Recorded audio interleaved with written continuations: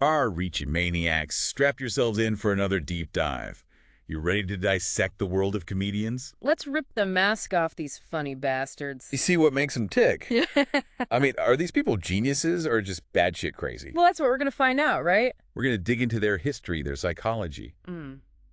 Even got some seriously fucked up research about their quote-unquote psychotic traits. Which doesn't necessarily mean they're all out there axe murdering, but But let's just say the line between funny and freaking crazy, well, it can get pretty damn blurry. it can get blurry. But you know what's wild? The concept of the comedian is older than Dirk. We're talking ancient Greece, man. Ancient Greece, seriously. Those toga-wearing wine guzzlers had a sense of humor. Oh, yeah. They had a guy named Aristophanes, basically the king of satire back in the day. So this dude was like the original troll. Pretty much. He wrote these plays called satyr plays, basically like the ancient Greek version of a roast battle. So you're telling me making fun of politicians and pompous assholes has been a thing since like the dawn of civilization? Pretty much humor, in one form or another. It's always been a way for people to question authority, let off some steam, you know? Makes you wonder if we've really evolved that much, huh? Not really, but hey, you know who else was a bit of a chuckle merchant? Shakespeare. Shakespeare. The Bard. Seriously. Oh yeah, the guy knew how to write a damn good comedy. A Midsummer Night's Dream, Much Ado About Nothing, master of wordplay, mistaken identities, you name it. So we've got ancient Greek roasts and Shakespearean shenanigans. Let's fast forward a few centuries. What about American stand-up? Where the hell did that come from? That's a whole other rabbit hole. It all started back in the vaudeville era. Think minstrel shows, variety acts. Hold up, minstrel shows. Wasn't that some seriously messed up racist crap? Yeah, it definitely had its dark side. No doubt about that. But it's also part of the historical context. You can't erase history, right? I guess not. Yeah. So from vaudeville, we got those legendary names like W.C. Fields, the Marx Brothers. Exactly. They were pioneers, masters of timing and delivery. They paved the way for all the stand-up legends to come, right? Yeah, you got it.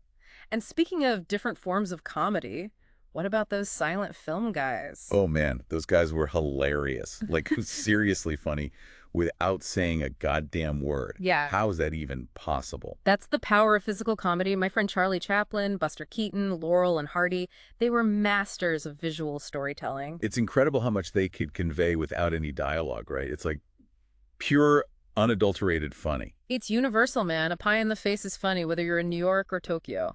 All right, so we've got ancient Greeks, Shakespeare, vaudeville, and silent film. What's next in this comedy timeline? Well, right around the time silent films started to fade out, radio was becoming a major force. Yeah, radio comedy, really. Sounds kind of boring compared to all the visual stuff we've been talking about. Boring? Hell no. Think about it. Radio comedy forced these guys to be even more creative with their words and their voices. So they had to paint a picture with sound, basically. Exactly. Yeah. Conjure up entire worlds with just their voices and some well-placed sound effects. Okay, yeah, I can see how that would be challenging. So who are some of the big names in radio comedy? We're talking legends like Bob Hope, Jack Benny, Fred Allen. Those guys were like the rock stars of their time, right? Exactly. They could make you laugh just by the way they delivered a line. So it was like listening to a stand-up routine in your head. Right. And you know what? Radio comedy was actually a training ground for even sharper jokes, tighter storytelling. It laid the groundwork for television, didn't it? Exactly. Television was the next big revolution. Ah, the boob tube. Now we're talking. Television opened up a whole new world for comedians, right? Totally. Suddenly you had a much wider audience, different formats. Yeah, you've got those late-night talk shows, the sketch comedy shows, the sitcoms. Think Jay Leno riffing on current events, Monty Python pushing boundaries with their absurd humor. And, of course, Seinfeld, Friends, those classic sitcoms. And let's not forget about the internet. That's like the Wild West of comedy these days. The internet is this massive, unfiltered stage, man. Yeah, you've got guys like Bo Burnham creating these incredible comedy specials online. And others building entire careers on YouTube, TikTok, whatever. And, you know, even though Louis C.K. turned out to be a total creep, you got to admit, he was one of the first to really figure out how to sell his stand-up directly to fans online. He kind of bypassed the whole traditional system. The gatekeepers. Yeah. And that paved the way for a lot of other comedians. Okay, so we've covered a shit ton of ground here, from ancient Greece to the internet age.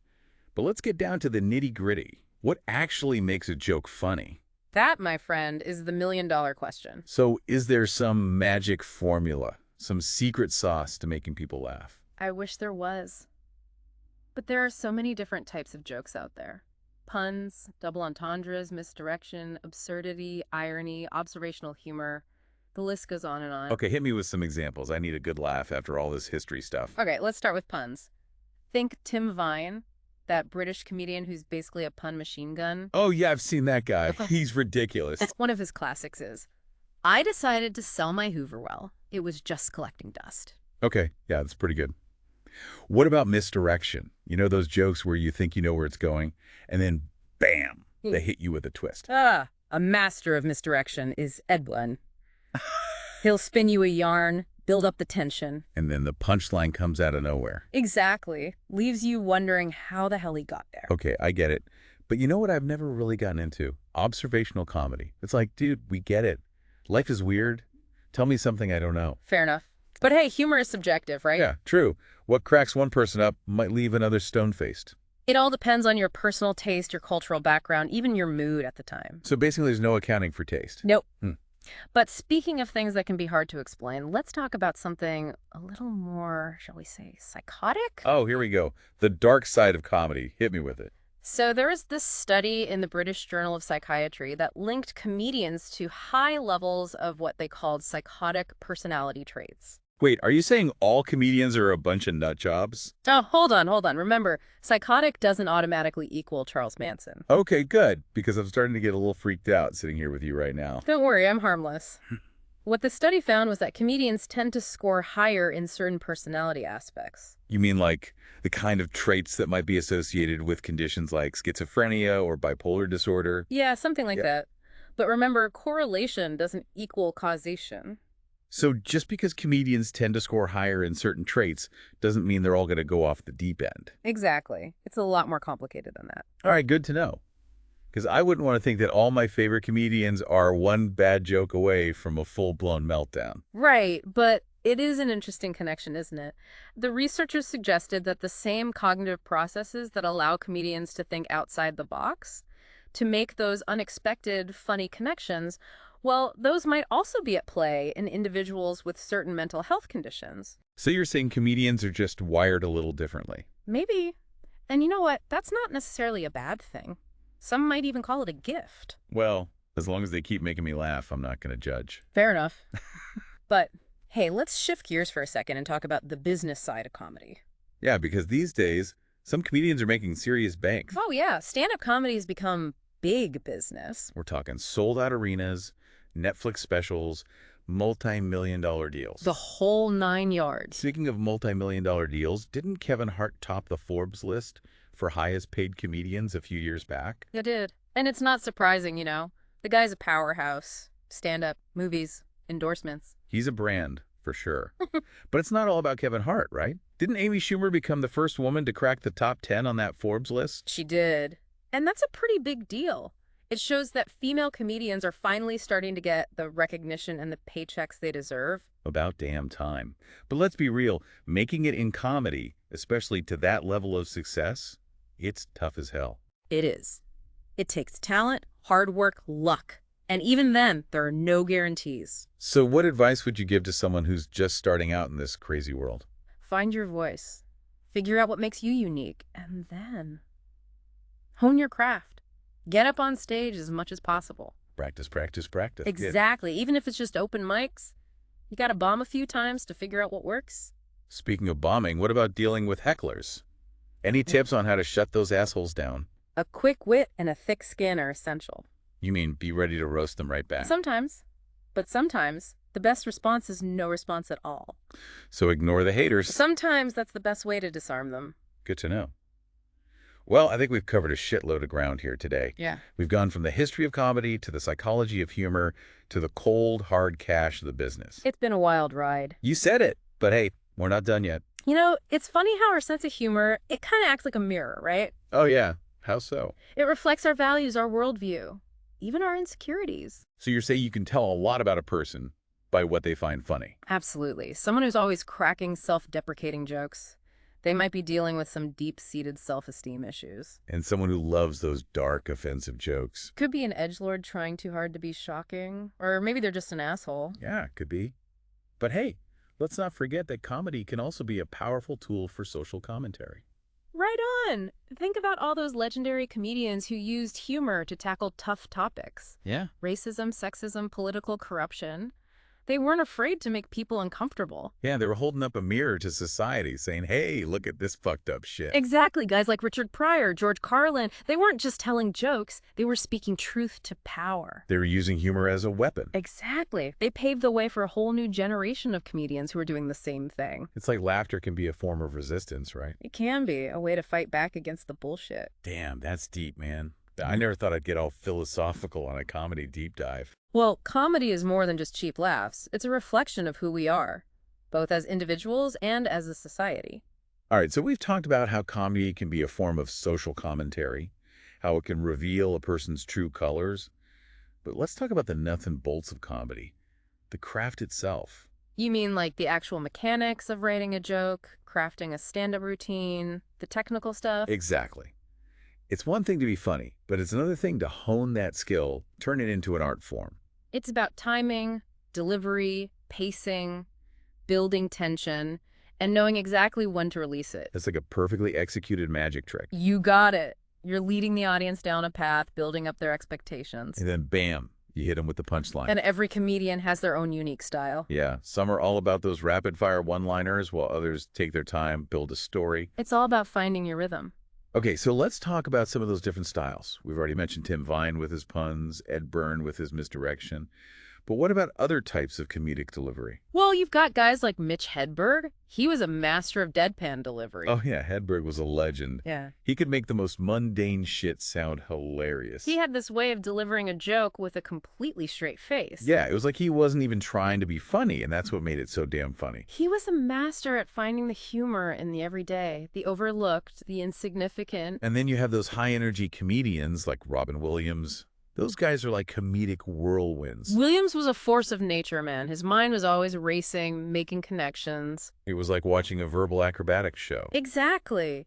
But then you have comedians like Jerry Seinfeld, who are more introspective, more observational. Yeah, Seinfeld's a master of mining the mundane for comedic gold. He takes those everyday annoyances, those little quirks of human behavior, And turns them into hilarious observations. he's like holding up a mirror to our own absurdity. So we've got the punsters, the misdirectors, the one-liners, the high-energy riffers, the observationalists.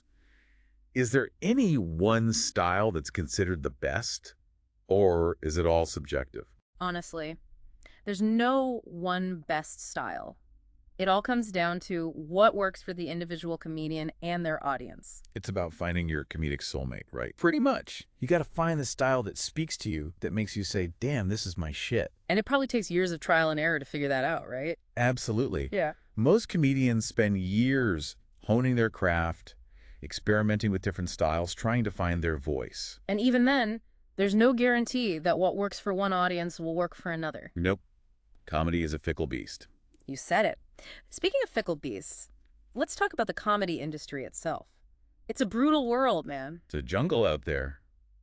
Only the strong survive. So what does it take to make it in this cutthroat world? What separates the wannabes from the legends? Talent is obviously important. You got to have that natural ability to make people laugh, but that's just the starting point. You got to have that drive, that hunger, the willingness to put in the work. Exactly. Dedication, perseverance, the ability to handle rejection. Because you're going to get rejected a lot. Oh, yeah. It's part of the game. You got to be able to take criticism, learn from your mistakes, and keep pushing forward. And a thick skin is crucial. Essential.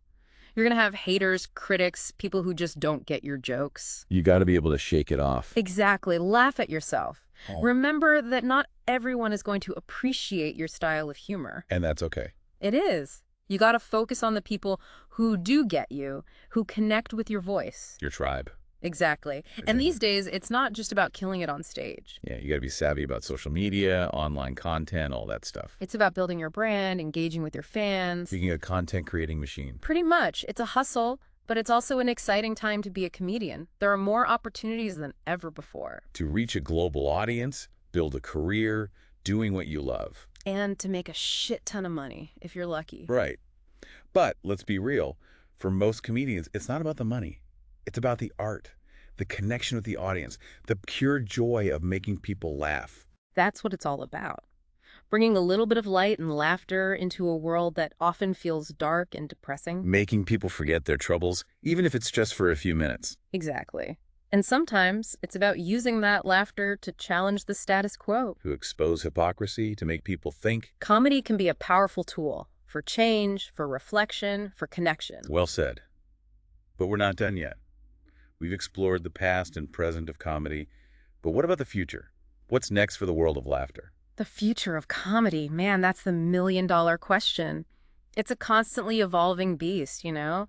Always adapting, always changing. So you're saying it's hard as hell to predict what's next. It's like trying to predict the next viral meme. Man, impossible. But if I had to take a guess, I'd say we're going to see even more diversity in the years to come. Diversity, huh? Like more women, more people of color, more LGBTQ plus folks taking the stage. Exactly. The old boys club of comedy. It's starting to crumble. And that's a good thing, man. It's going to lead to some fresh, exciting new voices. It's about damn time. Yeah. But you know what? There are still some people out there crying about political correctness, killing comedy. Oh, yeah, those guys. They think comedians should be able to joke about anything and everything. Even if it's offensive as hell. Exactly. They think any topic is fair game. But you know what? I disagree. Me too. There's a difference between being edgy and just being an asshole. Exactly. Yeah. Words have power, man. And humor can be a weapon. It can be used to punch up at the powerful, or it can be used to punch down at the vulnerable. So you're saying there's a responsibility that comes with being a comedian. Absolutely. You got to be mindful of the impact your words can have. It's not just about getting laughs anymore. Right. It's about using your platform to make a difference, to start conversations, to challenge people's perspectives. And make the world a slightly less shitty place. Exactly. So yeah, diversity is one trend I see shaping the future of comedy, but also experimentation. Experimentation, huh? What do you mean by that? I think we're going to see comedians blurring the lines between traditional stand-up and other art forms. Like stand-up meets musical theater. Stand-up meets performance art. Exactly. Who knows what crazy shit they'll come up with. And with technology constantly evolving, the possibilities are endless. We might see comedians performing in virtual reality, creating interactive comedy experiences, or even using AI to write jokes. Man, that's wild to think about. The future of comedy is this big, beautiful, chaotic mess. It's a wild ride, my friend, and we're just along for the laugh. Well, folks, that's it for our deep dive into the world of comedians.